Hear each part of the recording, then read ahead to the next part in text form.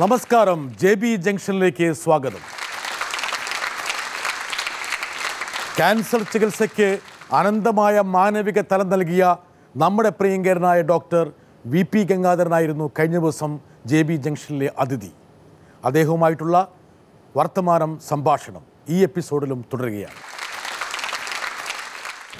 എനിക്ക് തോന്നുന്നു ഈ ഒരു ചർച്ചയിൽ വരാവുന്ന ഒരു പ്രധാനപ്പെട്ട കാര്യം, ഈ ചികിത്സയ്ക്ക് വേണ്ടി പരിപൂർണമായും പണം മുഴുവൻ മുടക്കി, താലിമാല പോലും പണയപ്പെടുത്തി, പെൺമക്കളെ കെട്ടിക്കേണ്ട പൈസ പോലും മാറ്റിവെച്ച് ചികിത്സിച്ച് എന്നാൽ ഫലപ്രാപ്തിയിലെത്തുന്നില്ല, ആ കുടുംബം മുങ്ങുന്നു. ആ ഒരവസ്ഥ ഡോക്ടർ പലപ്പോഴും കണ്ടിട്ടുണ്ടാവില്ല. ആ അവസ്ഥയിൽ നമുക്ക് നമ്മുടെ റോളുണ്ട്. ആ അവസ്ഥയിൽ ഡോക്ടറുടെ റോള്. ഇപ്പം ഞാൻ പറയാം, ഇതിലൊക്കെ ഡിസിഷൻ മേക്കിങ്ങിലെ ഏറ്റവും പ്രധാനപ്പെട്ട വ്യക്തി എന്ന് പറയുന്നത് ഡോക്ടറുടെ മനസ്സാണ്. ഇപ്പോഴും നമ്മൾ രക്ഷപ്പെടാൻ സാധ്യതയില്ല എന്ന് നമുക്ക് മനസ്സിൽ തോന്നിയൊരു വ്യക്തിയെ നമ്മൾ ഒരിക്കലും ഭയങ്കര കോസ്റ്റ്ലി ട്രീറ്റ്മെൻറ്റിലേക്ക് ഒന്നും പോകാൻ നമ്മൾ പറയില്ല. അവരോട് അത് വേണ്ടെന്ന് പറയുള്ളൂ. പലപ്പോഴും നമ്മൾ പറയാം, നമ്മളൊരു പേഷ്യൻ്റ് ICUവിൽ പോയി നമ്മൾ ആ പേഷ്യൻ്റ് വെന്റിലേറ്ററിൽ പറയും, ഞാൻ അങ്ങോട്ട് ഉപദേശിക്കുകയാണ്. ഡോക്ടർ അങ്ങനെ ചെയ്യുന്നുണ്ടോ? എല്ലാ ഡോക്ടർമാരും ചെയ്യുന്നുണ്ടാകുന്നില്ല. കുറച്ച് പേരെ കാണും, അവിടെയൊക്കെ കുറച്ച് പേര് കാണും, കുറച്ച് പേര് കാണും. പക്ഷെ അത് ചെയ്യരുത്. പക്ഷെ താങ്കൾ പറയുന്നത്, അതായത് ആ രോഗിക്ക് ഒരു സാധ്യതയില്ല എങ്കിൽ ഒരു കാരണവശാലും ആ രോഗിയുടെ കുടുംബം തകർത്തുകൊണ്ട് ചികിത്സിക്കരുത്. 100% ചികിത്സിക്കരുത്. അതൊക്കെ നമ്മൾ എടുക്കേണ്ട പ്രിൻസിപ്പിൾസാണ്. എങ്കിൽ പോലും തകരുന്ന കുടുംബങ്ങളെ ചിലപ്പോഴുണ്ടാകും. അപ്പം നമ്മൾ പറയാം, നമ്മളൊരു പേഷ്യൻറ്റിൻ്റെ ട്രീറ്റ്മെൻറ്റ് ഡിസൈഡ് ചെയ്യുമ്പം പുറം രാജ്യങ്ങളെ അതിൻ്റെ ആവശ്യമില്ല. പുറം രാജ്യം നമുക്ക് നമ്മുടെ പ്രോട്ടോകോൾസും ഒക്കെ എടുത്ത് നമുക്ക് ട്രീറ്റ്മെൻറ്റ് എടുക്കാം. പക്ഷേ നമ്മുടെ നാട്ടിലെ ഒരു രോഗിയെ ചികിത്സിക്കുമ്പം ആ രോഗിയുടെ രോഗം, രോഗിയുടെ ചികിത്സാ സാധ്യതകളുടെ കൂടെ തന്നെ ഏറ്റവും പ്രധാന രോഗിയുടെ ബാക്ക്ഗ്രൗണ്ട്, അതായത് ഒരു പാശ്ചാത്യ ലോകത്തിൽ നിന്നും വിഭിന്നമായിട്ടുള്ള ഒരു അപ്രോച്ച് നമുക്ക് എടുത്തേ പറ്റുള്ളൂ. നമുക്കിവിടെ നമ്മുടെ രോഗിയുടെ ആ ചികിത്സയ്ക്കുള്ള ബാക്ക്ഗ്രൗണ്ട് സപ്പോർട്ട് എങ്ങനെ ഇവിടെ വരുമ്പോൾ ഒരു സാമൂഹ്യ സുരക്ഷയുടെ ഒരു എലമെന്റ് തീർച്ചയായും നമുക്കിവിടെ ഒരുപാട് ഇൻഷുറൻസ് മറ്റൊക്കെ ഉണ്ടെങ്കിൽ പോരാ. ഇതൊക്കെ വളരെ വളരെ പരിമിതമാണ്. വളരെ പരിമിതമാണ്. വേണമെങ്കിൽ ഈ രംഗത്ത് ഒരു മാതൃകയായിട്ട് ഏത് രാജ്യത്തെയായിരിക്കും നമുക്ക് കാണാൻ കഴിയുക? യൂറോപ്പ് എടുക്കാൻ നമുക്ക്. ഇംഗ്ലണ്ടൊക്കെ ആണെങ്കിൽ മുഴുവൻ കംപ്ലീറ്റ് കവറേജ് അല്ലേ. ഇവിടെ എന്തെങ്കിലും ഇവിടെ ഒരു 100 രോഗികളിൽ ഒരു രോഗിക്ക് പോലും അതിന് സാവകാശമുണ്ടോ? സാവകാശം വെച്ചാൽ നമുക്ക് ചെറിയ തോതിൽ ഇങ്ങനെ വരുന്നേ ഉള്ളൂ. പക്ഷെ നമുക്കൊരു സോഷ്യൽ പ്രൊട്ടക്ഷൻ, അത് ക്യാൻസറിന് മാത്രമല്ല, എല്ലാത്തിനും എല്ലാ അസുഖത്തിനും നമുക്കൊരു സോഷ്യൽ പ്രൊട്ടക്ഷൻ ഇല്ല.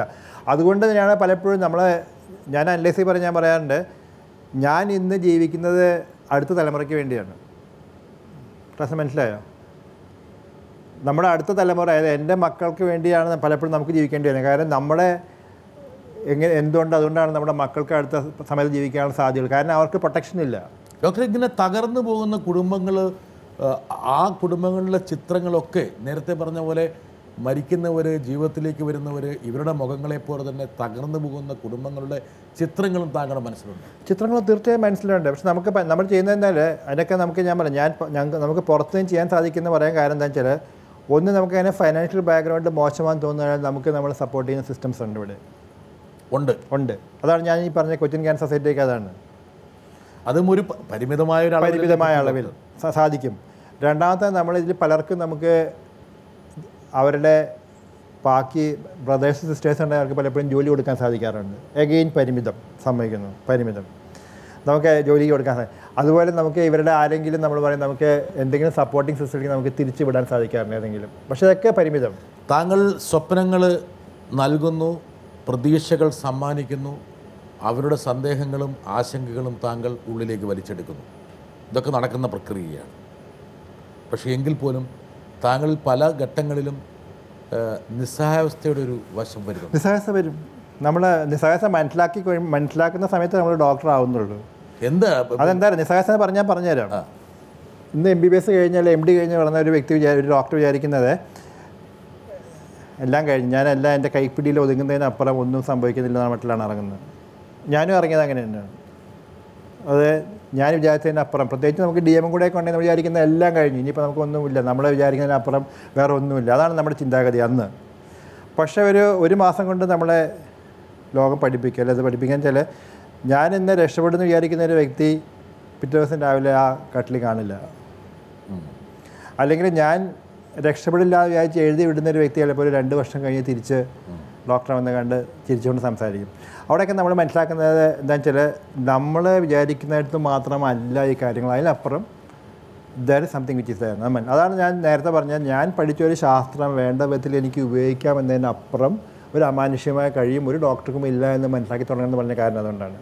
പക്ഷേ അതിൻ്റെ മുമ്പിൽ നമുക്ക് പലപ്പോഴും നമ്മൾ ആ നിസ്സായാസം, അപ്പോൾ ഞാൻ നേരത്തെ പറഞ്ഞു നമ്മുടെ ഒരു എന്നെ പഠിപ്പിച്ചൊരു ഡോക്ടർ മുമ്പിൽ വന്ന് കടന്ന് എനിക്കൊന്നും ചെയ്യാൻ സാധിക്കില്ല, ഞാൻ എൻ്റെ പരിമിതിയാണ്.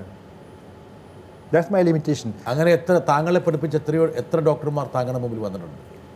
ഒരു ചുരുങ്ങിയ ഒരു 10-15 പേരെങ്കിലും വന്നിട്ടുണ്ട്. 15 ഗുരുക്കൾ എൻ്റെ ക്ലാസ്മേറ്റ്സ് ചികിത്സയ്ക്കായി താങ്കളുടെ മുമ്പിൽ വന്നിട്ടുണ്ട്. അവരുടെ കട്ടിലിനെ സമീപിക്കുമ്പോൾ താങ്കൾക്ക് അവരുടെ രോഗം വളരെ കലശലാണെന്നും അവർ മരണത്തിലേക്കാണ് പോകുന്നതെന്നും അറിയുമ്പോൾ ഉണ്ടാകുന്ന താങ്കളുടെ മാനസികാവസ്ഥ അതികഠിനമാണ്. പക്ഷേ അതേ സമയത്ത് നമ്മളുടെ തിരിച്ചൊരു ചോദ്യം ചോദിച്ചൊരു വ്യക്തിയാണ്, ഡോക്ടറല്ല, അദ്ദേഹം WHO ഒരു സീനിയർ ഉദ്യോഗസ്ഥനായിരുന്നു. അദ്ദേഹത്തിന് മരിക്കുമെന്ന് 100% ഉറപ്പുള്ളൊരു അസുഖം, രക്ഷപ്പെടില്ല 100%. ഇങ്ങനെ ബ്രിട്ടാസ് ഞാനിങ്ങനെ സംസാരിക്കുന്നവരിരുന്ന അദ്ദേഹത്തിന് ഒറ്റ ആഗ്രഹം, അവസാന ശ്വാസം വരെ അദ്ദേഹം ചെയ്തിരുന്ന പ്രവൃത്തി ചെയ്യാൻ സാധിക്കണം. അത് അദ്ദേഹം ഒരു കൺസൾട്ടൻ്റാണ്, WHO കൺസൾട്ടൻ്റാണ്. ആ ദിവസമൊക്കെ ജോലി ചെയ്യും. അപ്പോൾ എൻ്റെ അടുത്ത് ഒരു ദിവസം വന്ന് ചോദിച്ചു, ഈ മരിക്കുന്നതിന് തൊട്ട് മുമ്പ് വരാൻ സാധ്യതയുള്ള സിംറ്റം എന്തായിരിക്കും എന്ന് ചോദിച്ചു എൻ്റെ അടുത്ത്. സോ എനിക്ക് ആ സമയത്ത് എനിക്ക് ക്ലോസ് ചെയ്യണം, ഐ വാണ്ട് ടു ക്ലോസ്. ഞാൻ തമാശയ്ക്ക് പറഞ്ഞു ഞാൻ മരിച്ചിട്ടില്ലോ എന്ന് പറഞ്ഞു. എൻ്റെ ഒരു ആലോചിച്ചാൽ മതി. അപ്പോൾ അത്രമാത്രം മെൻ്റലി പ്രിപ്പയർഡായിട്ട് മരിക്കാൻ തയ്യാറായിട്ടുള്ള വ്യക്തികൾ നമ്മൾ ചോദിക്കുന്ന ചോദ്യങ്ങൾ. അദ്ദേഹത്തിന് കമ്പ്യൂട്ടർ ഷട്ട് ഡൗൺ ചെയ്തിട്ട് മരിക്കണം, അതായിരിക്കണം അദ്ദേഹത്തിന് ആഗ്രഹം. വേറെ വ്യക്തിയും കൂടി ഉണ്ടായിരുന്നു, അതിന് ബ്രെയിൻ ട്യൂമറായിരുന്നു. യങ്സ്റ്റർ, ഇവരൊക്കെ കേൾക്കാൻ 25 years 26 yearsേ ഉള്ളൂ. ബ്രെയിൻ ട്യൂമറാണ്. അദ്ദേഹം ഇതുപോലെ അമേരിക്കയിലായിരുന്നു. ഇവിടുന്ന് ഡെപ്യൂട്ടേഷനിൽ പോയി അവിടെ പോയി വർക്ക് ചെയ്തുകൊണ്ടിരിക്കുന്നതാണ് ബ്രെയിൻ ട്യൂമർ ഡയഗ്നോസ് ചെയ്യുന്നത്. 2 പ്രാവശ്യം ഓപ്പറേഷൻ കഴിഞ്ഞു. എഗെയിൻ രക്ഷപ്പെടില്ല എന്ന് അറിഞ്ഞുകൊണ്ട് തന്നെ അദ്ദേഹം തിരിച്ച് നാട്ടിലേക്ക് വരികയാണ്. ഇവിടെ വന്നിട്ട് അദ്ദേഹത്തിൻ്റെ അച്ഛനും അമ്മയും കൂടെയുണ്ട്. എല്ലാവർക്കും അറിയാം ഇദ്ദേഹം രക്ഷപ്പെടാമെന്ന്. പക്ഷേ ആ ജീവിക്കുന്നിടത്തോളം കാലം to give him a positive thinking and approach, ആ ലെവലിൽ കൂടെയാണ് അച്ഛനും അമ്മയും നീങ്ങുന്നത്. ഇവനാണെങ്കിൽ അതിലും ഭയങ്കരമാണ്. ഇവനാണെങ്കിൽ പോസിറ്റീവ്സ് മാത്രമേ ഉള്ളൂ, നെഗറ്റീവ്സ് ഇല്ല. ഹീ നോസ് ഫുള്ളി, നല്ല എഡ്യൂക്കേറ്റഡ്, ഫുള്ളി നോസ്. പിന്നെ ഒരു പ്രധാനപ്പെട്ട ഹോബി ഫോട്ടോസ് എടുക്കുകയാണ്. നല്ല നല്ല നല്ല ഫോട്ടോഗ്രാഫ്സ് എടുക്കും. അത് പല കോമ്പറ്റീഷൻ അയക്കും. And he wins the prize. Last ഒരു 1 month ബാക്ക് അഗെയിൻ ഒരു ഫിറ്റ്സ് പോലെ വന്നിട്ട് റൈറ്റ് സൈഡ് പാരലൈസ് ചെയ്യാണ്, ടോട്ടലി പാരലൈസ് ചെയ്യാണ്. ആ സമയത്ത് ഇദ്ദേഹം ചെയ്യുന്നത് എന്താണെന്ന് വെച്ചാൽ ലെഫ്റ്റ് സൈഡ് കൊണ്ട് ഓപ്പറേറ്റ് ചെയ്യാൻ വേണ്ടി ഒരു സ്റ്റാൻഡ് വാങ്ങിച്ചിട്ട് ആ സ്റ്റാൻഡിൽ ക്യാമറ വെച്ചുകൊണ്ട് ആ ആഴ്ചയിലും ഫോട്ടോഗ്രാഫ് എടുത്ത് ആ ആഴ്ചയിലും he got the best photograph of the week. അപ്പോൾ ഇവരൊക്കെ നമ്മൾ കാണുന്ന ആൾക്കാരാണ്. അദ്ദേഹം ഇപ്പോൾ നമ്മുടെ കൂടെ ഉണ്ടോ? അദ്ദേഹം മരിച്ചു. ഇതിൻ്റെ ഓർമ്മയ്ക്കായിട്ടുള്ള ചടങ്ങൊക്കെ വരുന്നുണ്ട്. പക്ഷേ ഇവരൊക്കെ നമ്മളിവിടെ ജീവിക്കുന്ന ആൾക്കാരാണ്, ജീവിച്ചിരുന്ന ആൾക്കാരുമാണ്. അപ്പോൾ നമ്മൾ പറഞ്ഞത് അതാണ് ഞാൻ പറഞ്ഞത്, നമുക്ക് ധാരാളം രോഗികളിൽ നിന്ന് പഠിക്കാനെന്ന് പറയാൻ കാരണം കൊണ്ടാണ്. കാരണം നമുക്കൊരു ചെറിയ പ്രോബ്ലം വന്നാൽ നമ്മുടെയൊക്കെ വിചാരം, ഇപ്പോൾ ബ്രിട്ടാസിന് ഒരു ചെറിയ ഇഷ്യൂ ബ്രിട്ടാസിന് വരുന്നത് ഈ ലോകത്തിലെ ഏറ്റവും വലിയ പ്രശ്നം. അല്ലെങ്കിൽ നമ്മുടെ മകനൊരു അഡ്മിഷൻ കിട്ടിയില്ലെങ്കിൽ നമ്മുടെ വിചാരം നമ്മുടെ ലോകം തീർന്നു, നമ്മളാണ് ഈ ലോകത്തിലെ ഏറ്റവും കൂടുതൽ സഫർ ചെയ്യുന്ന ആൾക്കാർ, അല്ലെങ്കിൽ നമുക്കപ്പുറം ദുഃഖം അനുഭവിക്കുന്ന ആരുമില്ല എന്നാണ് നമ്മുടെ വിചാരം. പക്ഷേ അതേ സമയത്ത് മറുവശത്ത് ധാരാളം ആൾക്കാർ ഇതിന് അപ്പുറത്ത് വിഷമമായിട്ട് ജീവിക്കുന്നവരുണ്ടെന്ന് നമുക്ക് മനസ്സിലാക്കാൻ സാധിക്കുകയാണെങ്കിൽ നമ്മുടെ വിഷമത്തിന് ഒരു വാല്യൂ ഇല്ല. താങ്കൾക്ക് ഓരോ രോഗിയും ഒരു സർവകലാശാലയാണ്. തീർച്ചയായിട്ടും താങ്കളുടെ ഒരു അപ്രോച്ചിൽ ഒരു പ്രത്യേകത, ഒരാൾക്ക് രോഗമുണ്ടെങ്കിൽ ആ രോഗം പറയണമെന്നാണ്. രോഗിയോട് നമ്മൾ പറയും, എല്ലാവരോടും പറയുന്നതിൻ്റെ അകത്ത് നമ്മൾ ഏത് ലെവൽ വരെ പറയണമെന്നുള്ള ചോദ്യമാണ്. അതല്ല, ഒരു രോഗം ഡയഗ്നോസ് ചെയ്ത് കഴിഞ്ഞാൽ ഒരു പ്രായപൂർത്തിയായ ഒരാൾ, സപ്പോസ് ഒരു 18, 20, 21 വയസ്സുള്ള ആൾ ആണെങ്കിൽ താങ്കൾ പറഞ്ഞിരിക്കുമോ? രോഗികൾ പറയും. ഒറ്റവാക്കി പറയുന്ന നമ്മൾ രോഗിയുടെ അസുഖം പറയും, പക്ഷേ ആ പറയുന്ന രീതി വേറെയാണ്. ഞാൻ എക്സാമ്പിൾ പറഞ്ഞുതരാം. നമ്മുടെ അഗെയിൻ വെസ്റ്റേൺ ഇത് നമ്മളെ പഠിപ്പിക്കുന്ന എങ്ങനെയാണെന്ന് വെച്ചാൽ രോഗിയോട് എല്ലാം പറയണം, തുറന്ന് പറയണം. രോഗിയുടെ മുഖത്ത് നോക്കി പറയണം. 4 മാസം ജീവിക്കുമോ 5 മാസം ജീവിക്കുമോ എന്ന് പറയണം എന്നാണ് നമ്മളെ പഠിപ്പിക്കുന്ന വെസ്റ്റേൺ സ്റ്റാൻഡേർഡ്സ്. അതിനോട് യോജിക്കില്ല. താങ്കൾക്ക് യോജിപ്പില്ല. കാരണം മരണത്തെക്കുറിച്ച് പറയില്ല. നമ്മൾ പറയുന്നത് പക്ഷേ അതേ സമയത്ത് നമ്മൾ പേഷ്യൻസിൻ്റെ ഇമ്മീഡിയറ്റ് ബന്ധുക്കളോടൊക്കെ നമ്മൾ ഡീറ്റെയിൽസ് മുഴുവൻ പറഞ്ഞു കൊടുക്കും. പേഷ്യൻറ്റിനോട് നമ്മൾ പറയുമ്പോൾ നമ്മൾ പറയുക അസുഖം ഇതാണ്, അസുഖത്തിന് നമ്മൾ ചികിത്സിക്കണം. പക്ഷേ രോഗിയോട് ഞാൻ 4 മാസം ജീവിക്കുമോ അല്ലെ 3 മാസം ജീവിക്കുമെന്ന് പ്രവചിക്കാൻ ഞാൻ പ്രാപ്തനല്ല എന്ന് തന്നെ പറയും. കാരണം ദാറ്റ്സ് നോട്ട് യുവർ ജോബ്. പക്ഷേ അതേ സമയത്ത് എല്ലാം വിറ്റുപറക്കി ട്രീറ്റ്മെൻറ്റ് പോകണം, നിങ്ങൾ രക്ഷപ്പെടുന്നതല്ലാതെ നമ്മൾ ഉദ്ദേശിക്കുക, അതല്ലത് പറയല്ല ചെയ്യുന്നത്. താങ്കൾ അവിടെ അപ്പം ഇതിനകത്തൊരു ഒരു രോഗിയായിട്ടല്ല കാണുന്നത്, ആ രോഗിയെ ഒരു കുടുംബത്തിൻ്റെ ഭാഗമായിട്ടാണ് താങ്കൾ കാണുന്നത്. കണ്ടിട്ട് നമ്മൾ ആ രോഗിയോട് സംസാരിക്കുക, രോഗിയുടെ നമുക്ക് ആദ്യമേ രോഗിയെ മനസ്സിലാക്കാൻ സാധിക്കുക, രോഗി ഏത് ലെവൽ ഓഫ് ഇതുവരെ ആക്സെപ്റ്റ് ചെയ്യാൻ തയ്യാറായിട്ടുള്ള വ്യക്തിയാണ് നമുക്ക് സംസാരിക്കുക. ഒരു 5 മിനിറ്റ് ഞാൻ രോഗിയോട് ഡിസ്കസ് ചെയ്യാൻ എനിക്ക് അയക്കാൻ അണ്ടർസ്റ്റാൻഡ്, അതായത് അയാളുടെ സാമ്പത്തിക അവസ്ഥ അതനുസരിച്ച് നമ്മളോട് പ്രസൻറ്റ് ചെയ്യുള്ളൂ. ഇപ്പം നമ്മൾ എക്സാമ്പിൾ ഞാൻ നേരത്തെ പറഞ്ഞതാണ്, ഇപ്പം നമുക്കൊരു 5% മാത്രം നമുക്ക് അഡീഷണൽ ബെനിഫിറ്റ് ഉള്ളൊരു മരുന്ന് ഒരു 1,00,000 രൂപ വെച്ച് ഓരോ മാസം എടുക്കണമെങ്കിൽ നമ്മൾ ആ രോഗികളത് പറയില്ല. എക്സ്ട്രീംലി ബോൾഡായിട്ടുള്ള ഒരു പേഷ്യൻറ്റ് താങ്കളുടെ മുമ്പിൽ, ഒരു പക്ഷേ താങ്കൾ ഈ ലക്ഷക്കണക്കിന് മുഖങ്ങൾ താങ്കൾ കണ്ടതുകൊണ്ട് എക്സ്ട്രീംലി ബോൾഡായിട്ടുള്ള ഒരുപാട് കേസുകൾ താങ്കളുടെ മുമ്പിൽ ഞാൻ പറഞ്ഞു, നേരത്തെ പറഞ്ഞ ആൾക്കാരില്ലേ, അതെ. അപ്പോൾ അവരോട് പറയുമോ, അങ്ങനെയുള്ള ആൾക്കാരോട് മരണം സുനിശ്ചിതമാണ്, രക്ഷപ്പെടാൻ സാധ്യതയില്ല എന്ന് പറയും? പറയും. പക്ഷെ അവർ തിരിച്ച ചോദ്യം നമ്മളോട് ചോദിക്കും, എപ്പം വരിക, എത്ര കാലം നമുക്ക് പിടിച്ചു നിൽക്കാൻ സാധിക്കും? അപ്പോൾ നമ്മൾ പറയാൻ സാധാരണ നമുക്കത് പ്രവചിക്കാൻ സാധിക്കില്ല, എന്നാലും നമുക്ക് നമ്മുടെ തരുന്ന മരുന്ന് കൊണ്ട് നമുക്ക് പിടിച്ചു നിൽക്കാൻ സാധിക്കും, ഏകദേശം ഇത്ര സമയം നമുക്ക് പിടിച്ചു നിൽക്കാൻ സാധിക്കും, അത് കൃത്യമായി കൺവേ ചെയ്യും. ഡോക്ടർ, ഇവിടെ നമുക്കെല്ലാം ഈ ഒരു ജഡ്ജ്മെന്റ് എറർ സംഭവിക്കും. തീർച്ചയായും വിചാരിക്കുന്നു. ആ മുൻകൂർ ജാമ്യം നമ്മൾ ആദ്യമേ വാങ്ങിക്കും. ഞാൻ പറയും, ഇത് ഞാൻ പറയുന്നുണ്ടെങ്കിലും 100% ഇത് പ്രകാരം പോയിക്കോളും നിർബന്ധമില്ല, നമുക്ക് പല കാര്യങ്ങളും നമുക്ക് പ്രവചിക്കുന്നതിനപ്പുറം നടക്കാൻ സാധിക്കുന്നത്. എക്സ്ട്രീംലി ബോൾഡാണെന്ന് നമ്മൾ വിചാരിക്കുന്ന ഒരു രോഗി, പക്ഷേ എന്ന് വിചാരിച്ച് നമ്മൾ പറയുമ്പോഴേക്കും ആ രോഗി പെട്ടെന്ന് ഒരു തളരുന്ന അവസ്ഥ ഉണ്ടാവില്ല. എല്ലാവർക്കും ഉണ്ടാവും ആ ഇമ്മീഡിയറ്റ്ലി ഉള്ള സമയത്ത്. പക്ഷെ അവിടെ എന്താ പറയുക, അവിടെ നമുക്ക് ഞാൻ നേരത്തെ നമ്മൾ മുഖത്തടിച്ച് പോലെ അങ്ങോട്ട് പറയുകയല്ല ചെയ്യുക, നമ്മൾ സ്ലോലി അത് പ്രസൻറ്റ് ചെയ്യും.